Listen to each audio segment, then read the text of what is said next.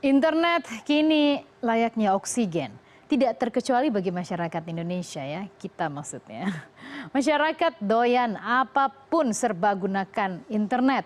Menghasilkan raksasa bisnis baru yang berbasis internet seperti aplikasi, pembayaran, kemudian transaksi online, hingga menonton kami di CNN Indonesia pun kini bisa Anda lakukan dengan menggunakan internet. Lantas seperti apa peluang bisnis bernilai fantastis dengan internet di Indonesia?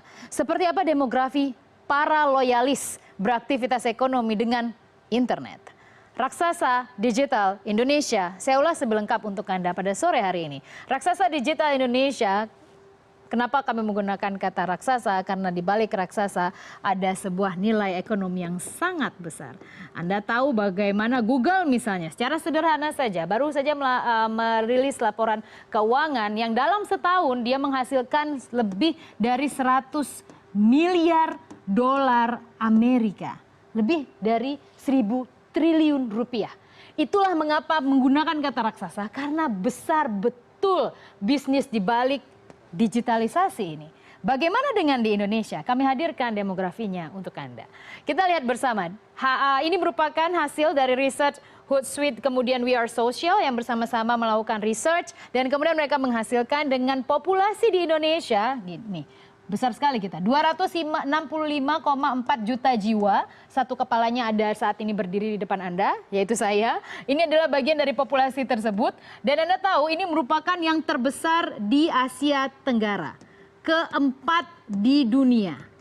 Artinya apa? Selama masih ada manusia, maka manusia pasti beraktivitas. Aktivitasnya khususnya ekonomi pasti tidak akan berhenti. Kita pasti akan makan, kita akan jajan minuman, kita akan hangout, kita akan nonton bioskop, kita akan apa? Kita akan belanja online dan semuanya. Itu adalah peluang. Populasi merupakan salah satu strength ya, kekuatan Indonesia sebenarnya. Dan itu juga diakui sehingga salah satu bisnis yang masuk yang saat ini sedang ngehits ya, yaitu internet. Dari 265,4 juta jiwa, separuhnya nih, 50%, 132,7 juta jiwa menggunakan internet. Keren ya? Artinya keren kenapa? Karena peluang bisnis besar sekali gitu. Dan dari 132 juta ini, meskipun kalau kita lebih spesifik, 50-an persen, lebih dari 50% itu masih terpusat di daerah perkotaan. Jadi masih orang kota yang nggak bisa lepas dari tablet, kemudian smartphone ya. Kadang-kadang sambil kerja juga smartphone pasti ada di sisi ya. Pokoknya di depan mata gitu ya, nggak bisa lepas gitu. Apapun itu, ngecek WhatsApp atau nonton, apapun pasti harus ada gitu. Dan itulah membuktikan bagaimana candunya masyarakat Indonesia terhadap internet. Dan kita lihat selanjutnya bagaimana dengan pengguna media sosial. Medsos Anda punya berapa akun media sosial? Ada yang jujur siapa, ada yang stalker ya.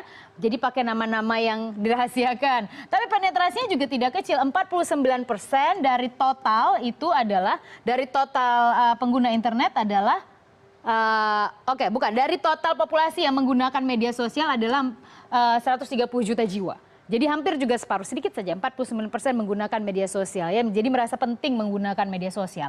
Bagaimana dengan mobile users? Ini lebih besar lagi. Dari total populasi, 177,9 juta jiwa menggunakan smartphone.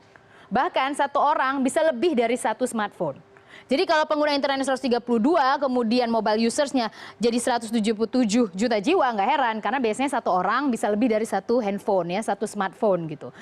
Ya, dengan berbagai alasan. Ini menjadi demografi. Dan apa ini artinya bagi pebisnis?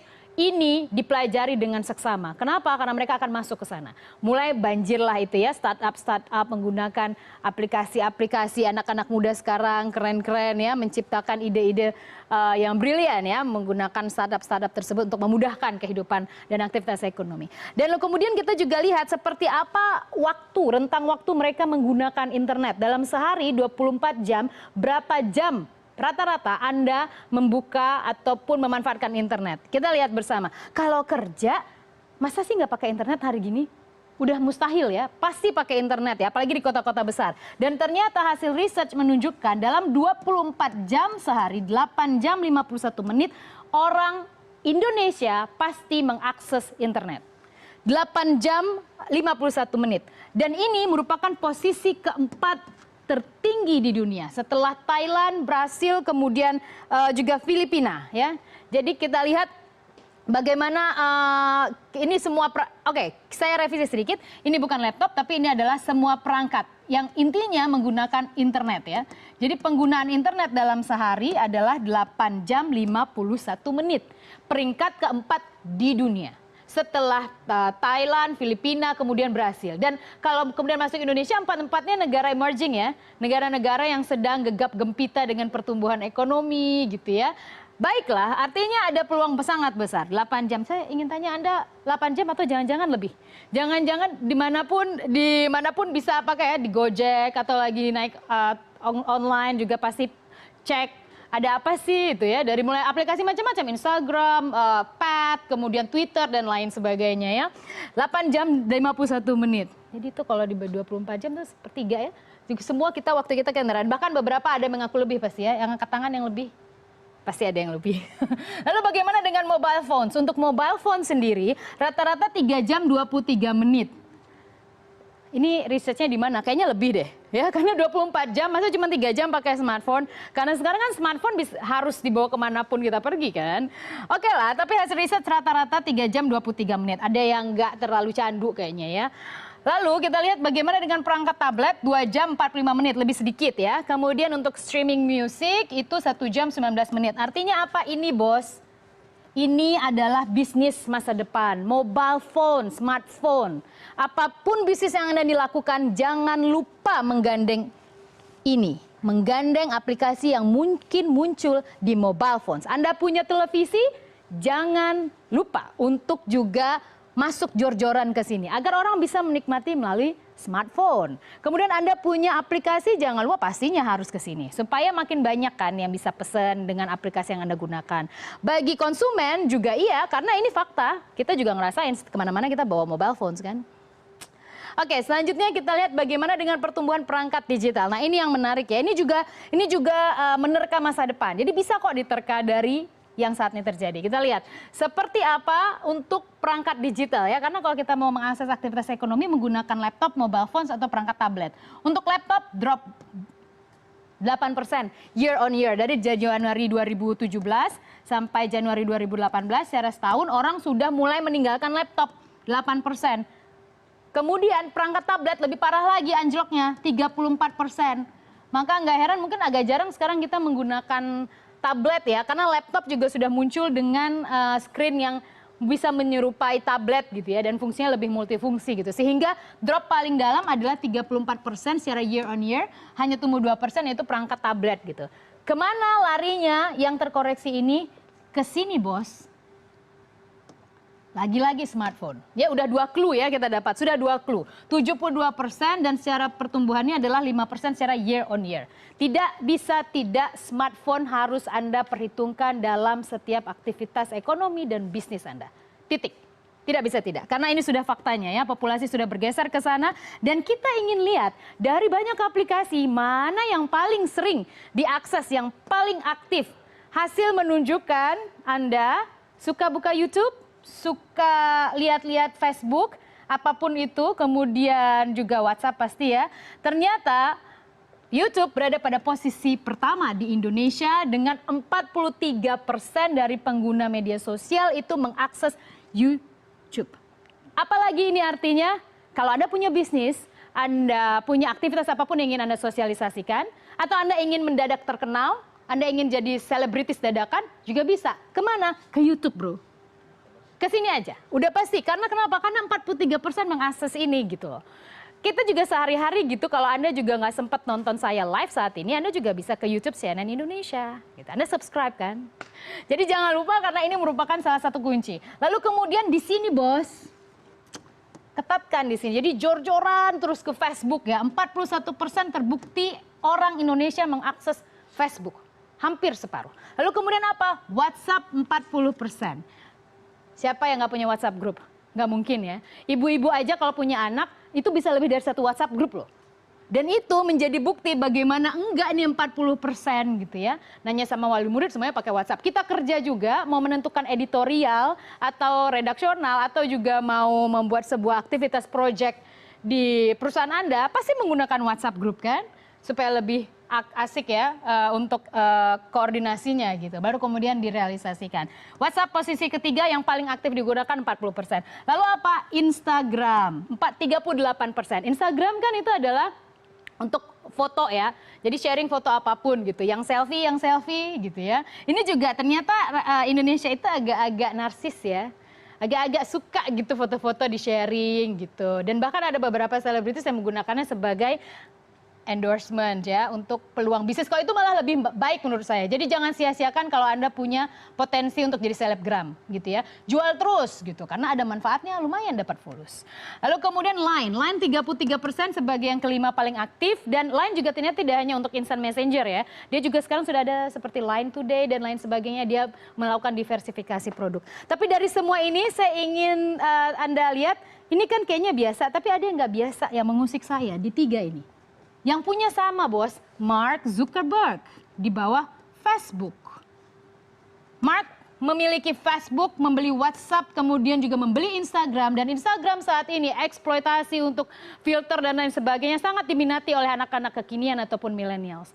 Di situ adalah sumber uang yang sangat besar. 3 aja dari pasar Indonesia dikuasai oleh Mark Zuckerberg. Harusnya Mark Zuckerberg berterima kasih dengan masyarakat Indonesia. 132 juta. Masyarakat pengguna internet dan media sosial tadi ratusan juta, 3 diantaranya kita sumbangkan ke Mark Zuckerberg. Gak heran dia kaya raya bos gitu. Jadi harusnya kita yang lebih bangga gitu ya. Walaupun ya nggak sekaya dia juga sih.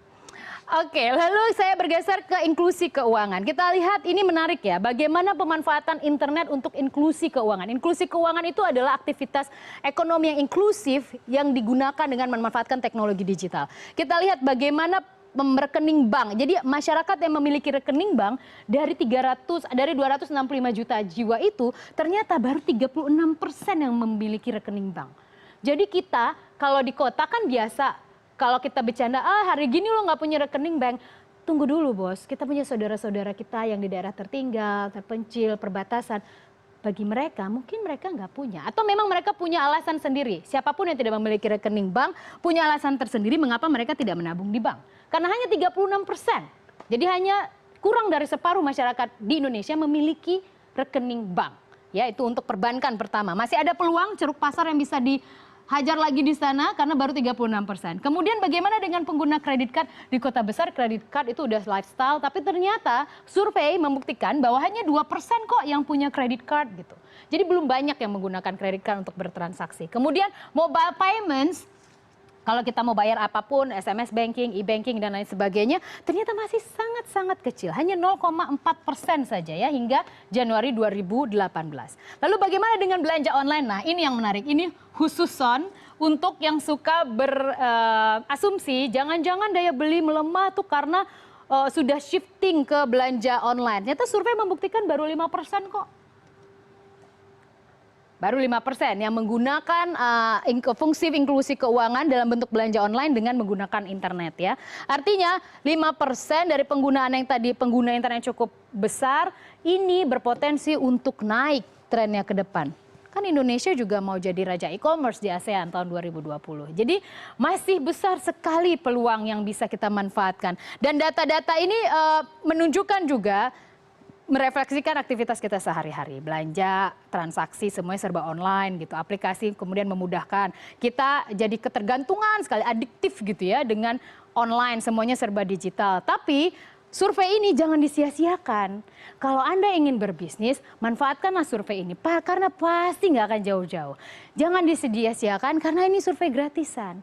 Manfaatkan, gunakan, apalagi kalau bisa menghasilkan uang. Karena yang real ya kalau kita bisa mendapatkan fungsi, bukan hanya kita yang dimanfaatkan oleh digitalisasi, tapi sebaliknya diubah gitu posisinya, di-rotate kita yang memanfaatkan digitalisasi untuk aktivitas ekonomi.